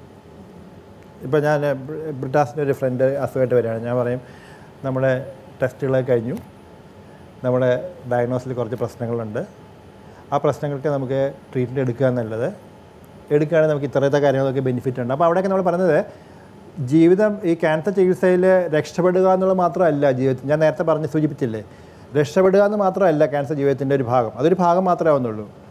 നമ്മൾ അസുഖം കൺട്രോൾ ചെയ്തുകൊണ്ട് ക്വാളിറ്റി ഓഫ് ലൈഫ് മെയിൻറ്റെയിൻ ചെയ്തുകൊണ്ട് ജീവിക്കാൻ സാധിക്കുക എന്നുള്ളതും ട്രീറ്റ്മെൻ്റ് ഒരു ഭാഗമാണ്. രക്ഷപ്പെടില്ലെങ്കിലും ആ ജീവിക്കുന്നിടത്തോളം കാലം സുഖമായിട്ട് ജീവിക്കാൻ ഒരു അവസ്ഥ ഉണ്ടാക്കി കൊടുക്കാൻ സാധിക്കും. മരുന്ന് ഡോക്ടർ പറഞ്ഞ മനസ്സിലായിരിക്കും, മരുന്ന്, മാനസികാവസ്ഥ, നമ്മൾ നൽകുന്ന പിൻബലം, അവരുടെ മനസ്സിൻ്റെ സമാധാനം, നിശ്ചയദാർഢ്യം, സമൂഹം നൽകുന്ന പിൻബലം, ഒരുപാട് ഘടകം ആദ്യം വരണം. സമൂഹത്തിൻ്റെ സപ്പോർട്ട് നേരെ എങ്ങനെയാണ് ഡോക്ടർ അതിനെ ഒരു ചേരുവക വെച്ചാൽ, അല്ല ഒരു രോഗശമനത്തിന് ശാന്തിക്ക് വേണ്ടിയിട്ട് ഒരു ഫോർമുല, ഒരു പക്ഷേ ഇവിടെ കേൾക്കണമെങ്കിൽ നമ്മൾ ആദ്യം വരുന്നത് നമ്മുടെ ഒരു ശതമാനക്കണക്കിൽ പറയുകയാണെങ്കിൽ ഫസ്റ്റ് വരുന്നത് നമ്മുടെ മെഡിക്കൽ സപ്പോർട്ട് തന്നെയാണ്. ഓക്കെ, മെഡിക്കൽ സപ്പോർട്ട്, വൈദ്യശാസ്ത്രം വരുന്നു, മരുന്നുകൾ. രണ്ടാമത്തത് family support. That includes everything, നമ്മുടെ ഫൈനാൻഷ്യൽ സപ്പോർട്ട് എല്ലാം വരും. അതെ. മൂന്നാമത്തത് സോഷ്യലാണ്. Social support includes everything, like psycho സോഷ്യലാണ്, റിലീജിയസ് ആണ്, ഇതെല്ലാം സപ്പോർട്ട് വേണം. ഇന്നും ക്യാൻസറിനെ ഒരു എന്താ പറയുക, ഒരു വേറെ രീതിയിൽ കാണുന്നൊരു സമൂഹമാണ് നമ്മുടെ. ഒരു ക്യാൻസർ പേഷ്യൻ്റ് എന്ന് പറയുമ്പോൾ തന്നെ ആ പേഷ്യൻറ്റിനെ നോക്കുന്നതിൽ തന്നെ ഒരു വ്യത്യാസമുണ്ട്. മാറ്റം വന്നിട്ടില്ല. ക്യാൻസർ രോഗികളെ മാത്രമല്ല, ക്യാൻസറിനെ ചികിത്സിക്കുന്ന ഡോക്ടർമാരെ അങ്ങനെ കാണുന്നു. അത് സ്പെഷ്യാലിറ്റിക്കകത്ത് ഇവൻ എന്തോ പോകാൻ പാടില്ലാത്ത എന്നോട് എന്നെ ഉപദേശിച്ചവരുണ്ട്. എന്നെ ഉപദേശിച്ച എൻ്റെ 1-2 സാർമാരുണ്ട്. അത് പ്രത്യേകിച്ച് MD മെഡിസിൻ കഴിയുമ്പോൾ നമ്മുടെ മുമ്പിൽ നിൽക്കുന്നത് കാർഡിയോളജി, ന്യൂറോളജി, നെഫ്രോളജി എന്നൊക്കെയല്ലേ. അപ്പോൾ ഞാൻ പ്രത്യേകിച്ച് ഞാൻ ഇറങ്ങുന്ന സമയത്ത് ഓങ്കോളജിക്ക് ഇപ്പം ഇന്ന് വ്യത്യാസമുണ്ട് കേട്ടോ, ഇന്നങ്ങനെയല്ല. അപ്പോൾ ഓങ്കോളജിക്ക് എന്തിനാണ് പോകുന്നത്, അപ്പോൾ അവരുടെയൊക്കെ മനസ്സിലുള്ള ചിന്താഗതി എന്തിനാണ് അതിന് വേണ്ടി പോകുന്നുള്ളതാണ്. അത് മാറിക്കൊണ്ടിരിക്കുന്നതാണ്. അതേപോലെയാണ് സമൂഹത്തിൻ്റെ കാഴ്ചപ്പാട് എങ്ങനെയാണ്. സമൂഹത്തിൻ്റെ കാഴ്ചപ്പാടിൽ ക്യാൻസർ രോഗികൾ എന്ന് പറഞ്ഞാൽ ക്യാൻസർ രോഗികൾ ഒരു ഭാഗത്ത്, ബാക്കിയൊന്നും. അപ്പോൾ അവിടെയൊക്കെ ഞങ്ങൾ കമ്പയർ ചെയ്യുന്നത് എവിടെയാണെന്നറിയോ, ഞാൻ ഒരിക്കൽ ഒരു വേദിയിൽ ഇതുപോലെ ഇരുന്നപ്പം ആളെ ഐഡൻറ്റിഫൈ തരുന്നില്ല. ഒരു വ്യക്തി പറഞ്ഞു, ഞാൻ ഡോക്ടർ ഗംഗാധരനെ കേട്ടിട്ടുണ്ട്, പക്ഷെ ഒരിക്കലും കാണണമെന്ന് ആഗ്രഹിച്ചിട്ടില്ല, പ്രത്യേകിച്ചും ഒരു രോഗിയായിട്ട് കാണണമെന്ന് ആഗ്രഹിച്ചിട്ടില്ല, പക്ഷേ ഇങ്ങനൊരു വേദിയിൽ കാണാൻ സാധിച്ചതിൽ സന്തോഷമുണ്ട് എന്ന് പറഞ്ഞ് നിർത്തി. ഞാൻ അടുത്ത എൻ്റെ കൂടെ അപ്പം ഞാൻ പറഞ്ഞു, ഞാൻ ഇദ്ദേഹത്തെ കാണണമെന്ന് എനിക്കറിയാം, ഞാൻ പരിചയപ്പെട്ടു, പക്ഷേ ഞാൻ പലപ്പോഴും ആഗ്രഹിക്കുന്നത് അങ്ങനെയല്ല. ഞാൻ പറയുന്നത് എല്ലാവർക്കും ക്യാൻസർ വരണം, എല്ലാവർക്കും ക്യാൻസർ വരണം, പക്ഷേ എല്ലാവരും രക്ഷപ്പെടണം. കാരണം എന്താണെന്ന് വെച്ചാൽ ശരീരത്തിനെ ബാധിക്കുന്ന ഈ ക്യാൻസർ കൊണ്ട് ഉണ്ടാകുന്നത് മനസ്സിനെ ബാധിക്കുന്ന ക്യാൻസറൊക്കെ മാറും. ഈ ക്യാൻസർ ഇപ്പം നിങ്ങൾ കണ്ട ഈ ആൾക്കാരെല്ലാവരും അവരൊക്കെ life is totally A change life now. Innocent അടക്കം അല്ലേ, ഇന്നസെൻ്റ് അടക്കം അവരുടെ കാഴ്ചപ്പാടിൽ വലിയ മാറ്റം. അവരുടെ ലൈഫിലെ പ്രയോറിറ്റീസ് മാറും, അങ്ങോട്ടും ഇങ്ങോട്ടുള്ള ബന്ധം മാറും, സ്നേഹം എന്താണെന്ന് മനസ്സിലാക്കി ഇതൊക്കെ മനസ്സിലാക്കാൻ പറ്റിയ സമയങ്ങളാണ്. അതുകൊണ്ട് തന്നെ അതിൽ നിന്ന് പോകുന്ന ആൾക്കാർ ദേ ആർ ഓൾ റീഫോൺ പീപ്പിൾ. ഞാൻ പറഞ്ഞ ഒരു മെൻ്റലി റീഫോൺ പീപ്പിൾ. താങ്കൾ പറഞ്ഞു വരുന്നത് ഒരു മനുഷ്യനെ മനുഷ്യനാക്കുന്നത് ക്യാൻസർ മാനസാന്തരപ്പെടുത്തി ഒരു യഥാർത്ഥ മനുഷ്യനാക്കി മാറ്റുന്ന ഒരു രോഗമാണ് ക്യാൻസർ. സംശയമൊന്നുമില്ല. അപ്പോൾ യഥാർത്ഥ ഒരു സിദ്ധൌഷധമാണത്. സിദ്ധൌഷധമാണ്, ഔഷധമായിട്ട് സ്വീകരിക്കാം. പക്ഷേ എല്ലാം രക്ഷപ്പെടണം. എങ്കിൽ പോലും മനസ്സിനെ ചികിത്സിക്കാൻ വേണ്ടി വേണമെങ്കിൽ ക്യാൻസറിനെ വേണമെങ്കിൽ അതിനാണല്ലേ നമ്മൾ പറയുന്നത് നമ്മുടെ ക്യാൻസർ വാടി കൂടെ കുറച്ച് നടന്ന് നമുക്ക് മനസ്സിലാവും ജീവിതം എന്താണെന്ന് മനസ്സിലാവും. വാട്ട് ഈസ് ലൈഫ് എന്നതിനെ കുറിച്ച് വ്യക്തം. നമ്മളീ കാണിക്കുന്ന ഈ വലിയ കോപ്രായങ്ങൾക്കൊന്നും വലിയ അർത്ഥമില്ല. ജീവിതം നൈമിഷികമാണ്, അത് സ്നേഹിക്കാനുള്ളതാണ്, ജീവിക്കാനുള്ളതാണ്, സന്തോഷിക്കാനുള്ളതാണ്. വളരെ കൃത്യമായിട്ട് നമുക്ക് മനസ്സിലാക്കി തരും. നമ്മൾ നഷ്ടപ്പെടുത്തുന്ന മൊമെൻറ്റിന് നമുക്ക് മനസ്സിലാക്കി തരും. നമ്മളിതൊക്കെ ചെയ്യേണ്ട സമയത്തൊന്നും ചെയ്യാതെ വർഷങ്ങൾക്ക് ശേഷം നമ്മൾ ആലോചിക്കുന്നത് പണ്ട് എനിക്ക് ചെയ്യാൻ നമുക്ക് സമയം കാണില്ല. സമൂഹത്തിൻ്റെ ഒരു സ്ഥാനം ഇപ്പോഴും ഇപ്പം പത്രങ്ങളിലെ ചരമകോളത്തിൽ പോലും ഒരു രോഗി മരിച്ചു കഴിയുമ്പോൾ ക്യാൻസർ എന്നുള്ള വാക്ക് കാണുന്നില്ല. അതെ, അത് സ്റ്റിഗ്മയാണ്, ക്യാൻസറിൻ്റെ സ്റ്റിഗ്മയാണ് അത്. ഞാൻ പറഞ്ഞ ആ സ്റ്റിഗ്മയുടെ പ്രശ്നമാണ് നമ്മുടെ ഞണ്ട്. നമ്മുടെ എല്ലാം കാണിക്കാൻ ഞണ്ട് പിടിച്ചാൽ പിടിവിടില്ലെന്നുള്ളതാണ്. ഈ ഞണ്ടിന് എന്തിനാ അവിടെ നിർത്തിക്കൊണ്ടിരിക്കുന്നത്? ഞണ്ട് വേണ്ട, ഞാൻ പല പേരും പറയാം ഞണ്ടല്ല കാണിക്കുന്നത്, ഞണ്ട കാണിക്കുന്നത്. പക്ഷെ അത് നമ്മുടെ മനസ്സിൽ കൂടെ പോകുന്നത് അത് തന്നെയാണ് ഞണ്ട്. പക്ഷെ അങ്ങനെയല്ല ആയിരുന്നു. It was once upon a time നമുക്ക് ക്യാൻസർ ഒന്നും സാധിക്കില്ല. പക്ഷെ ഇന്നങ്ങനെയല്ല, ഇന്ന് അതിനേക്കാളൊക്കെ പ്രശ്നങ്ങൾ എത്ര രോഗങ്ങളുണ്ട്. പക്ഷെ നമ്മൾ അതൊന്നും നമ്മളെ അതുപോലെ തന്നെ പ്രശ്നം ക്യാൻസറിൻ്റെ പ്രശ്നം വെച്ചാൽ കഴിഞ്ഞ ദിവസം കൂടെ ഒരു രോഗിയെ വിളിച്ച് ചോദിച്ചിട്ടുണ്ടായിരുന്നു. ക്യാൻസർ അഗൈൻ മാരിയ പ്രശ്നമാണ്. ക്യാൻസർ മാറിയിട്ടുണ്ട്, പക്ഷേ ഞങ്ങൾക്ക് വിവാഹം കഴിച്ച പ്രശ്നങ്ങളുണ്ടാവും. അത് മാത്രമല്ല അതിനേക്കാളൊക്കെ പ്രശ്നം അസുഖം തിരിച്ചു വരുന്നുള്ളതാണ്. പലരുടെയും വിചാരം ഇത് ഒരിക്കലും അതിനൊരു സാധ്യത ഇല്ല ഡോക്ടർ. ഇല്ല, ആ സാധ്യതയൊക്കെ നമ്മൾ പറയാം. സ്ഥാനാർബുദമൊക്കെ വന്നു കഴിയുമ്പോൾ 5 വർഷം 6 വർഷം കഴിഞ്ഞ് നമ്മൾ ക്യാൻസറിനെ എല്ലാ ക്യാൻസറും നമ്മൾ പറയുന്നത് ഇത് റിക്കറൻസ് ചാൻസ് എന്ന് പറഞ്ഞാൽ ഫസ്റ്റ് 5 years ആണ്. സ്ഥാനാർബുദം മാത്രമാണ് കുറച്ചും കൂടെ എക്സ്റ്റെൻഡ് 8 years. പക്ഷേ ആ 5 years എന്ന് പറഞ്ഞാൽ 5 yearsനകം അസുഖം തിരിച്ച് വരാന്നുള്ളതല്ല, 5 yearsനകം നമുക്ക് വരാൻ സാധ്യത. പക്ഷേ ആ വരാൻ സാധ്യത എന്നുള്ളത് നമ്മൾ ആദ്യമേ ചെല്ലുന്ന സ്റ്റേജ് അനുസരിച്ചിരിക്കും, ഏത് സ്റ്റേജിലാണെന്നുള്ളത്. അപ്പോൾ അതുകൊണ്ടാണ് നമ്മളെ ഈ ഏർലി ഡിറ്റക്ഷൻ്റെയൊക്കെ ഇമ്പോർട്ടൻസ് അതാണ്, പ്രാരംഭത്തിൽ കണ്ടുപിടിക്കാൻ വേണ്ടി കാരണമാണ്. പക്ഷേ 5 years കഴിഞ്ഞാൽ സാധാരണ ആ ഒരു വ്യക്തിക്ക് രണ്ടാമത് ക്യാൻസർ വരാനുള്ള സാധ്യത നമുക്ക് ഓരോരുത്തർക്കും ക്യാൻസർ വരാനുള്ള സാധ്യത പോലെയുള്ളൂ. So you call them as a cure. പക്ഷേ അത് കഴിഞ്ഞാൽ പിന്നെ രോഗിക്ക് നമ്മൾ ഇതിൻ്റെ പുറകെ നടക്കേണ്ട ആവശ്യമില്ല. പിന്നെ നമ്മൾ ഈ രോഗിക്ക് എങ്കിൽ പോലും ഒരു ക്യാൻസറിന് ഞാനിത് ഒരു അവയർനെസ്സിൻ്റെ ഭാഗമായിട്ട് ചോദിക്കുന്നതാണ്. അതൊരു നെഗറ്റീവ് കൊണോട്ടേഷനിൽ എടുക്കരുന്നൊരു അഭ്യർത്ഥനയില്ല. എങ്കിൽ പോലും ഒരു ക്യാൻസർ ബാധിച്ച ചികിത്സിച്ച് ഭേദപ്പെടുത്തിയൊരു രോഗി പിന്നീടുള്ള ഒരു 10 പതിറ്റാണ്ട് കാലം സൂക്ഷ്മമായിട്ടുള്ള വൈദ്യ നിരീക്ഷണത്തിൽ നിൽക്കേണ്ടതില്ലേ? 10 പതിറ്റാണ്ട് വേണ്ട, ഒരു 1/2 പതിറ്റാണ്ട്. നമ്മുടെ സാധാരണ നമ്മളെല്ലാ ക്യാൻസറും 5 years 5 വർഷക്കാലം 5 years ആണ് റുട്ടീൻ. ബ്രസ്റ്റ് ക്യാൻസർ മാത്രം നമ്മൾ പറയും up to 8 to 10. Breast cancer കുറേ കൂടെ ലേറ്റ് ആയിട്ട് വരാം, അത്രേ ഉള്ളൂ. പക്ഷേ 5 years ആണ് നമ്മുടെ യൂഷ്വൽ. അപ്പോൾ നമ്മൾ 5 years കഴിഞ്ഞാൽ നമ്മൾ ക്യൂർ. ആ 5 yearsൻ്റെ അർത്ഥം നമ്മൾ ആ 5 years നമ്മൾ വളരെ കെയർഫുള്ളായിട്ട് മാറി നിൽക്കുന്നതുകൊണ്ട് പോകുന്നത് അതല്ല ഉദ്ദേശിക്കുന്നത്. നമ്മൾ ആ 5 years you have to be on a follow. അതിനാണ് നമ്മൾ വഴക്കുണ്ടാക്കുന്നത് പറഞ്ഞത്. വൈകി വന്നാൽ താങ്കൾ പിടിക്കും. വഴക്കുണ്ടാക്കുന്ന കാരണം ട്രീറ്റ്മെൻറ്റിന് നമ്മൾ കൊടുക്കുന്ന അതേ ഇമ്പോർട്ടൻസ് നമ്മൾ ഫോളോ അപ്പിനും കൊടുക്കണം, എസ്പെഷ്യലി ദ ഫസ്റ്റ് 5 years. ഇപ്പോൾ പ്രധാനപ്പെട്ട ഒരു പ്രതിസന്ധികളിലൊന്ന് നമ്മുടെ സമൂഹം വല്ലാതെ പുരോഗമിച്ചു പോയെങ്കിലും, വൈദ്യശാസ്ത്രം പുരോഗമിച്ചു പോയെങ്കിലും അന്ധവിശ്വാസവും അതുപോലെ ധാരാളം ഒരുപക്ഷെ 20 വർഷം മുമ്പ് കേരളത്തിൽ ഇല്ലായിരുന്ന അന്ധവിശ്വാസം ഇന്ന് കേരളത്തിലേക്ക് വന്നു ധാരാളം. അതായത് നമ്മൾ പറയും ക്യാൻസർ ചികിത്സ കൊണ്ട് മരിക്കുന്ന രോഗികളെക്കാൾ കൂടുതൽ ക്യാൻസർ ഒരു ഉപജീവന മാർഗമായിട്ട് എടുത്ത് ജീവിക്കുന്ന ആൾക്കാരാണ്. എന്നാൽ ക്യാൻസറിൽ നമ്മുടെ വേറെ എന്ത് ചെയ്താലും ശരിയാണ്, തെറ്റില്ലെന്നുള്ളതാണ്. അപ്പോൾ എന്ത് വേണം ചെയ്യാം. അതിൽ ഒറ്റമൂലികൾ പ്രയോഗിക്കുന്നവരുണ്ട്. പ്രകൃതി ചികിത്സ കഴിഞ്ഞ ഒരാഴ്ച വന്നു, കഴിഞ്ഞ 6 മാസമായിട്ട് പ്രകൃതി ചികിത്സയാണ്. മണ്ണിനടി കിടക്കുക, കഴുത്ത് മാത്രം മുകളിൽ പല സമയങ്ങളിലും. അവരാരും മോശപ്പെടുത്തുകയില്ല. അല്ല, അത് മോശപ്പെടുത്തുന്നില്ല ഡോക്ടർ, മോശപ്പെടുത്തുന്നില്ല. അതല്ല, അവരൊക്കെ മനസ്സിലാക്കേണ്ട കാര്യം എന്താ വെച്ചാൽ, അവരും രോഗികളൊക്കെ മനസ്സിലാക്കേണ്ട കാര്യം എന്താ വെച്ചാൽ, നമുക്ക് ക്യാൻസറിൽ കിട്ടുന്ന chance the earliest chance, the first chance. അപ്പോൾ അവിടെ ഈ 6 മാസം കൊണ്ട് കളഞ്ഞു കഴിഞ്ഞാൽ ആ രോഗിയുടെ ജീവിതം നമ്മൾ നഷ്ടപ്പെടുത്തും. അപ്പോൾ ഡോക്ടർ ഗംഗാരോട് സ്ട്രെയിറ്റ് ആയിട്ടൊരു ചോദിക്കട്ടെ. പാരമ്പര്യ ചികിത്സ, ഒറ്റമൂലി പ്രയോഗം, ആയുർവേദം, ഹോമിയോപ്പതി, പിന്നെ ഈ പറഞ്ഞ മന്ത്രവാദം, ജാലകവിദ്യ, ഇങ്ങനെ കുറേ കാറ്റഗറി. ഈ കാറ്റഗറികളിൽ ഏതെങ്കിലും ഒരു കാറ്റഗറിക്ക് താങ്കളെന്നുള്ള ഒരു ഭിഷകരന് ചികിത്സ ഭേദമാക്കാൻ കഴിയുന്ന ഒരു സിദ്ധിയുണ്ട്? നമ്മളിതിനകത്ത് രണ്ട് ഭാഗക്കാരെ നമ്മൾ ആദ്യമേ എടുത്ത് മാറ്റി നിർത്തും. Qualified ayurvedic physicians, qualified homeopathy physicians. അവിടെ ഉണ്ട് ചികിത്സ? അല്ല, അവർ രണ്ടുപേരും മാറ്റി വെക്കണം.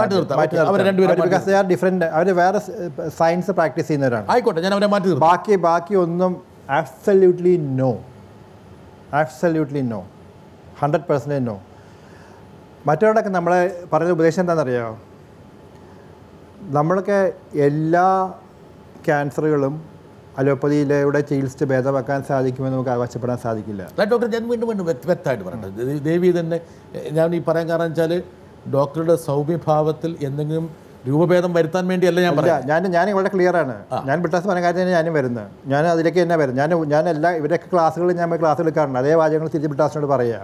മറ്റവരൊക്കെ ഞാൻ നേരത്തെ തന്നെ പറഞ്ഞു നോ, ആബ്സല്യൂട്ട്ലി നോ ആണ്. മറ്റേ ഇതല്ലാത്ത മന്ത്രവാദം, പ്രാർത്ഥന, ഒടിവിദ്യ, പ്രാർത്ഥനയൊക്കെ ചികിത്സയുടെ ഭാഗമായിട്ട് വേണം ചെയ്യാം. ഞാൻ പറഞ്ഞു നമ്മുടെ മെഡിറ്റേഷൻ ചികിത്സയ്ക്ക് പകരമല്ല. ഇവിടെ നമ്മൾ ആലോചിക്കേണ്ടത് ഈ രണ്ട് വിഭാഗങ്ങൾ ഞാൻ എപ്പോഴും പറയാറുള്ളത് എന്താണെന്ന് വെച്ചാൽ ഇവർ ബിക്കോസ് ഇതിനകത്ത് ക്വാളിഫൈഡ് ആൾക്കാർ ധാരാളം പേര് പ്രാക്ടീസ് ചെയ്യുന്നവരുണ്ട് അല്ലേ?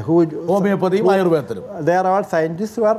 ഞാൻ പഠിച്ച MBBS പോലെ തന്നെ പ്രാക്ടീസ് ചെയ്യുന്നവരാണ് അവരൊക്കെ അറിഞ്ഞിരിക്കേണ്ട കാര്യം എന്ന് പറഞ്ഞാൽ എന്തെങ്കിലും സാധ്യതയോടുകൂടെ നിങ്ങൾ അവർ മനസ്സിലാക്കണം. അലോപ്പതിയിൽ ചികിത്സിക്കാൻ സാധിക്കുമെന്ന് തോന്നുന്നുണ്ടെങ്കിൽ ആ പേഷ്യൻറ്റിനെ ഒരു കാരണവശാലും അവർ ഞങ്ങളുടെ ഇത് ട്രൈ ചെയ്യാന്ന് പറഞ്ഞിട്ട് ട്രൈ ചെയ്തുകൊണ്ടിരിക്കരുത്.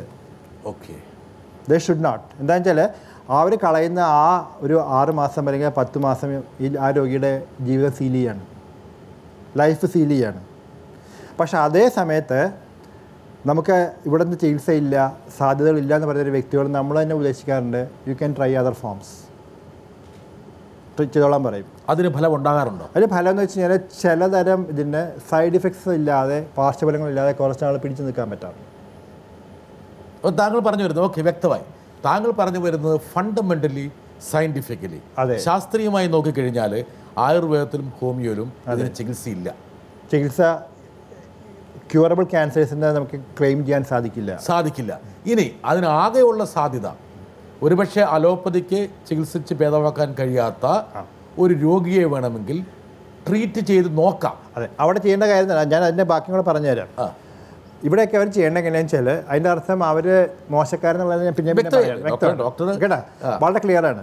അത് ഞാൻ അവർ പല അവരുടെ MD3s ഞാൻ ഗൈഡായിട്ട് ഞാൻ നിൽക്കാറുണ്ട്. ആ ഗൈഡൊക്കെ നിൽക്കുന്നതൊക്കെ ഞാൻ വളരെ ക്ലിയറായിട്ട് പറയും, നിങ്ങളുടെ പരീക്ഷണങ്ങളോ നിങ്ങളുടെ ഗൈഡുകളോ ഒന്നും നമ്മൾ അങ്ങനത്തെ ഡിസീസിലല്ല. നമുക്കിപ്പോൾ ഒരു ബ്രസ്റ്റ് ക്യാൻസർ ചികിത്സ ഭേദമാക്കാൻ സാധിക്കുമെങ്കിൽ ആ ബ്രസ്റ്റ് ക്യാൻസർ പേഷ്യൻറ്റിനെ നമ്മൾ പക്ഷേ ഡോക്ടർ എത്രയോ ക്വാളിഫൈഡ് ആയിട്ടുള്ള ഹോമിയോപ്പത്ത് അതുപോലെ തന്നെ ആയുർവേദ ഫിസിഷ്യന്മാർ ഒരു രോഗിയെ ആ രോഗത്തിൻ്റെ പ്രാരംഭഘട്ടത്തിൽ തന്നെ ചികിത്സിക്കുന്നുണ്ട്. ഇപ്പോൾ ഈ സംസ്ഥാനത്ത് ചെയ്യുന്നുണ്ട്. അതിൻ്റെ കുഴപ്പം എന്താണെന്ന് വെച്ചാൽ അതിൻ്റെ കാരണം എന്താണെന്ന് വെച്ചാൽ അവർക്ക് ആ ഡിസീസിനെ കുറിച്ച് വ്യക്തമായ ധാരണയും കൂടി ഇല്ലാത്തതുകൊണ്ടാണ്. ഞാൻ എക്സാമ്പിൾസ് പറഞ്ഞുതരാം. ബ്രസ്റ്റ് ക്യാൻസറായിട്ട് ഒരു മുഴവായിട്ട് വരുന്ന രോഗിയോട് നമ്മൾ പലപ്പോഴും ആ രോഗിയും അതുപോലെ ചികിത്സിക്കുന്ന ഡോക്ടറും പറയുന്നത് അത് പൊട്ടി ആ അഴുക്കുകൾ മുഴുവൻ പുറത്തേക്ക് പോയി കഴിഞ്ഞാൽ രോഗം മാറുന്നതാണ് എന്നാണ് ആയുർവേദം പറയുന്നത്. അല്ല, ഞാൻ പറഞ്ഞ ഈ നോൺ അലോപ്പതിക്. ഓക്കെ, പക്ഷെ അതിനെക്കുറിച്ച് ആധികാരികമായിട്ട് അവർക്ക് മനസ്സിലാക്കാനും പഠിപ്പിക്കാനും അല്ലെങ്കിൽ പഠിക്കാനും ഒരു അവസരം അവർക്ക് ഉണ്ടാകുന്നില്ല, അവർ പഠിക്കുന്നുമില്ല. അതാണ് ഒരു പ്രശ്നം. അപ്പോൾ അവിടെയാണ് ഞാൻ പറഞ്ഞത് നമുക്ക് അങ്ങനെ ഒരു സാധ്യത ഒരിക്കലും. അപ്പോൾ അവരൊക്കെ ഞാൻ പറയുന്ന റീഫോംസ് എന്തായിരിക്കും എന്ന് വെച്ച് കഴിഞ്ഞാൽ ഈ പറയുന്ന ഞാൻ കാണുന്ന ഒരു ചേഞ്ച് അത് തന്നെയാണ്. പുതിയതായിട്ട് പഠിച്ചു വരുന്ന ഡോക്ടർ പ്രൊഫഷനിലൊക്കെ ഈ മേഖലയിൽ വരുന്നവർ അവർ കുറച്ചും കൂടെ ഈ മറ്റതിനെക്കുറിച്ച് അറിയാനും അതിൻ്റെ ഭവിഷ്യത്തുകൾ അങ്ങനെ ചികിത്സിച്ചില്ല എങ്കിൽ സംഭവിക്കാനുള്ള കാര്യങ്ങളൊക്കെ പഠിക്കാൻ തയ്യാറായിട്ട് വരുന്ന ആൾക്കാരുണ്ട്. അത് ചേഞ്ചാണ്. അപ്പോൾ അവർക്കത് മനസ്സിലാക്കി കഴിഞ്ഞാൽ ഒരു ആയുർവേദ ഡോക്ടറും ഒരു ഹോമിയോപ്പതി ഡോക്ടറും ഒരു ബ്രസ്റ്റ് ക്യാൻസർ പേഷ്യൻറ്റിനെ വെച്ചുകൊണ്ട് 6 മാസം ഞാൻ നോക്കാമെന്ന് പറഞ്ഞിരിക്കില്ല. അപ്പോൾ ഇപ്പോഴത്തെ സിറ്റുവേഷൻ ഞാൻ രോഗിയോട് പറയുന്നത് എന്താണെന്ന് വെച്ചാൽ first chance you had to go and see in allopathy doctor. ഞാൻ വളരെ ക്ലിയർ ആണ്. എന്തായാലും നമുക്കൊരു മൂടുപടമൊന്നുമില്ല, വളരെ ക്ലിയറാണ്.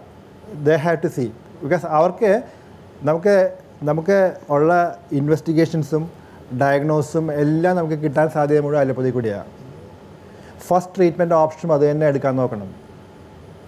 കാരണം നമുക്ക് അവിടെ നമുക്കൊരു ചാൻസ് ഉണ്ടെങ്കിൽ ആ ചാൻസ് നമുക്ക് നഷ്ടപ്പെടുത്താൻ പാടില്ല. ഡോക്ടർ, ഇപ്പോൾ ഈ അലോപ്പതി ചികിത്സ എന്ന് പറയുമ്പോൾ ഫണ്ടമെൻ്റലി ഇപ്പോൾ നമ്മളെപ്പോലുള്ള സാധാരണക്കാർ മനസ്സിലാക്കുന്നത് ശസ്ത്രക്രിയ, സർജറി, റേഡിയേഷൻ, കീമോ, ഈ 3 ഇമ്മ്യൂണോതെറാപ്പി അല്ലേ, കീമോതെറാപ്പി, ഇമ്മ്യൂണോതെറാപ്പി ഉണ്ട്. അപ്പോൾ നാല് ധാരയിലാണ് ഇത് നിൽക്കുന്നത് അല്ലേ. ഇതിനോട് പല റേഡിയേഷനോടും കീമോതെറാപ്പിയോടും ഒക്കെ എല്ലാവർക്കും പേടിയാണ്. പക്ഷെ ആ ഭയം ഇതുവരെ മാറിയിട്ടില്ല. അല്ല, ഏറ്റവും പേടി കീമോതെറാപ്പിയോടാ, റേഡിയോതെറാപ്പിയോടും കൂടിയല്ല. കീമോതെറാപ്പിയുടെ പേടി എന്ന് പറഞ്ഞാൽ നമ്മളെപ്പോഴും കാണിക്കില്ലേ, നമ്മളിപ്പോൾ സിനിമയെ കാണുകയാണെന്നുണ്ടെങ്കിലും കീമോതെറാപ്പി കഴിഞ്ഞ ഒരാളെ ആകെ ചുരുണ്ടുകൂടി മുഖമൊക്കെ പോയി അങ്ങനെ ഒരാളെ കാണിക്കുള്ളൂ. ഇപ്പോൾ ഇതിൽ കണ്ട പല ആൾക്കാരും കീമോതെറാപ്പി കഴിഞ്ഞ നല്ല കാണാൻ നല്ല ഭംഗിയുള്ള ആൾക്കാരെ കണ്ടില്ല, അവർക്ക് വർദ്ധിച്ചു. കീമോതെറാപ്പി കഴിഞ്ഞ ആൾക്കാർ. അപ്പോൾ നമ്മൾ തമാശയ്ക്ക് പറഞ്ഞു കൊടുക്കും, ഈ മുടി പൊഴി എന്ന് പറയുമ്പോഴേ മുടി പോവും പേഷ്യൻ്റ് എന്ന് പറയുമ്പോൾ പേഷ്യൻ്റ് ഒരു പ്രധാന കൺസേൺ അതാണ്, മുടി പൊഴി എന്നുള്ളതാണ്.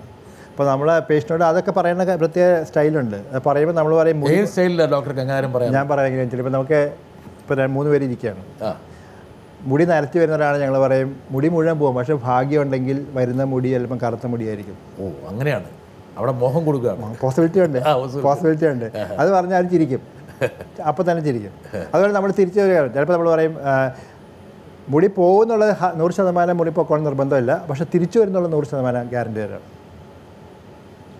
ഏറെക്കുറെ എത്ര കാലം കൊണ്ട് തിരിച്ചു വരുമല്ലോ? കീമോതെറാപ്പിയൊക്കെയാണെങ്കിൽ കീമോതെറാപ്പി നിർത്തി ഒരു 2 മാസം 3 മാസം 2 മാസം കൊണ്ട് തിരിച്ചു വരും. മുടി കൂടുതൽ ശക്തിയായിട്ട് വരുമോ? ശക്തിയായിട്ട് വരും. നല്ല മുടി സ്ട്രോങ് വെച്ചാൽ ഈ മുടി വരാൻ വേണ്ടി ആൾക്കാർ കീമോതെറാപ്പി ചെയ്യുമോ? ഞാനും തമാശയ്ക്ക് പറയാറുണ്ട്, തമാശക്കരോട് പറഞ്ഞു കൊടുക്കാറുണ്ട്, നിങ്ങൾ പോയി പറഞ്ഞാൽ മതി, നിങ്ങൾ ഡോക്ടർ കയറാറുണ്ട്, ഗൾഫ് ഗേറ്റിലൊന്നും പോകേണ്ട ആവശ്യമില്ല, ഇവിടെ വന്ന് കീമോതെറാപ്പി എടുത്ത് തിരിച്ചു വന്നാൽ മുടി. താങ്കൾ ഈ ഡിസ്കഷനിൽ 2 തീസിസ് മുന്നോട്ട് വെച്ചിരിക്കുന്നു.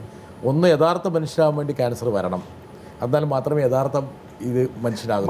അതവർ നിർത്തരുത് ബിട്ടാസ്, അത് കംപ്ലീറ്റ് ചെയ്യണം. ക്യാൻസർ വരണം, ക്യാൻസർ വന്ന് രക്ഷപ്പെട്ടില്ലെങ്കിൽ മുമ്പത്തെ വാചകത്തിന് പ്രസക്തിയില്ല. അങ്ങനെ മാത്രമേ അവരുടെ മനസ്സിന്റെ ക്യാൻസർ മാറുകയുള്ളൂ. 2 നല്ല ശക്തിയുള്ള കരുത്തുള്ള മുടി കിട്ടാൻ വേണ്ടി കീമോതെറാപ്പി നല്ലൊരു മാർഗമാണ്. അതും പറയാം. അത് തിരിച്ചു വരും, 100% തിരിച്ചു വരും. ഈ പറഞ്ഞ ചികിത്സാ രീതികളിൽ വന്നിരിക്കുന്ന വലിയ വിപ്ലവകരമായിട്ടുള്ള മാറ്റം എനിക്കൊന്ന് ഇപ്പോഴും വലിയ മാറ്റങ്ങൾ സംഭവിച്ചു എന്ന് ഡോക്ടർമാരും വേണമെങ്കിൽ കുറച്ച് രോഗികളും വേണേൽ അറിയുന്നുണ്ടാകാം. പക്ഷേ പൊതുജനത്തിൻ്റെ അഭിപ്രായത്തിൽ ഈ ഞണ്ടിൽ കടന്ന് ഉടക്കി പിടിച്ചിരിക്കുകയാണ്. അല്ല, വിപ്ലവകരമായ മാറ്റം എന്ന് പറഞ്ഞാൽ മാറ്റമുണ്ട്, വളരെയധികം മാറ്റം നമുക്ക് റൈറ്റ് അക്രോസ് നമുക്ക് കാണാം, അതുപോലെ തന്നെ മാറ്റങ്ങളുണ്ട്. അതിൻ്റെ നമ്മുടെ നാടെടുക്കുകയാണെങ്കിൽ നമുക്ക് പറയാം, നമുക്ക് വന്ന ഡെവലപ്മെൻറ്റ്സ് കൂടാതെ തന്നെ നമുക്ക് അവൈലബിലിറ്റി ഇമ്പോർട്ടൻ്റ് ആയിരുന്നു. നമുക്കിപ്പോൾ ഈ ട്രീറ്റ്മെൻറ്റ് ഫെസിലിറ്റിയുടെ അവൈലബിലിറ്റി നമുക്കൊന്നുമില്ല. ഇപ്പോൾ നമ്മളൊരു 25 വർഷം പുറകോട്ട് പോയി ആലോചിച്ചാൽ മതി, നമുക്ക് ഇങ്ങനത്തെ മെഷീനുകളൊന്നും ഇല്ലായിരുന്നു, നമുക്കൊന്നുമില്ല, നമ്മുടെ ട്രീറ്റ്മെൻറ്റ് ഓപ്ഷൻസ് ഒന്നുമില്ല. ബാക്കി വരുന്ന വ്യത്യാസം എന്ന് പറഞ്ഞാൽ നമുക്ക് ബേസിക്കലി ഓരോ ലെവലിലും 4 മേഖല പാടില്ല, ഇവിടെ പറഞ്ഞ സർജറി ഉണ്ട്, റേഡിയേഷൻ ഉണ്ട്, ഓരോ മേഖലയും നമുക്ക് വ്യത്യാസം വന്നു.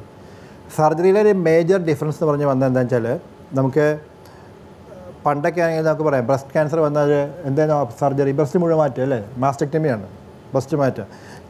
ബോണിലൊരു ക്യാൻസർ വന്നാൽ ആംപ്യൂട്ടേഷൻ, ഇതൊക്കെയാണ് നമ്മുടെ അന്നത്തെ. ഇന്ന് നമ്മുടെ ബേസിക് പ്രിൻസിപ്പിൾ എന്താണെന്ന് വെച്ചാൽ കൺസർവേഷൻ ഓഫ് ദി ഓർഗനാണ്. അവിടെ നിന്ന് പോയിട്ട് ഇപ്പോൾ നമുക്ക് ക്യാൻ പിൻ പോയിൻറ്റ് നമ്മുടെ റെസ്പിറേറ്ററി മൂവ്മെൻറ്റ് അനുസരിച്ചിട്ട് നമുക്ക് റേഡിയേഷൻ അഡ്ജസ്റ്റ് ചെയ്യാൻ പറ്റുന്ന പുതിയ മെഷീനുകൾ മുഴുവൻ വന്നു കഴിഞ്ഞാൽ അങ്ങനെ ഓരോ വർഷം മാറിക്കൊണ്ടിരിക്കുകയല്ലേ, because I change in the technical systems.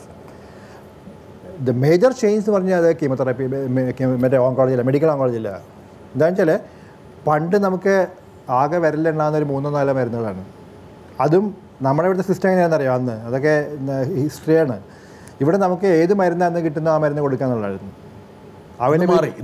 Availability was A problem. നമുക്ക് എല്ലാ മരുന്നും ഇമ്പോർട്ടൻ്റ് ആണ്. നമുക്ക് ആ ദിവസം ഏത് മരുന്ന് കിട്ടുന്നോ ആ മരുന്ന് കൊടുക്കാതെ. അപ്പോൾ ഞങ്ങൾ പറയും അന്നത്തൊക്കെ മെഡിക്കൽ ഓങ്കോളജി എന്ന് പറഞ്ഞാൽ last nail in the coffee എന്ന് പറയുന്നത്, പേഷ്യൻ്റ് മരിക്കാൻ കിടക്കുന്നതിൽ അവസാനത്തെ ആണി അടിക്കാനാണ് മെഡിക്കൽ ഓങ്കോളജിനെ വിളിക്കുന്നതെന്ന് പറയും. ഇന്ന് അങ്ങനെയല്ല. ഇന്ന് നമുക്ക് ഓരോ ഡിസീസും നമുക്കറിയാം.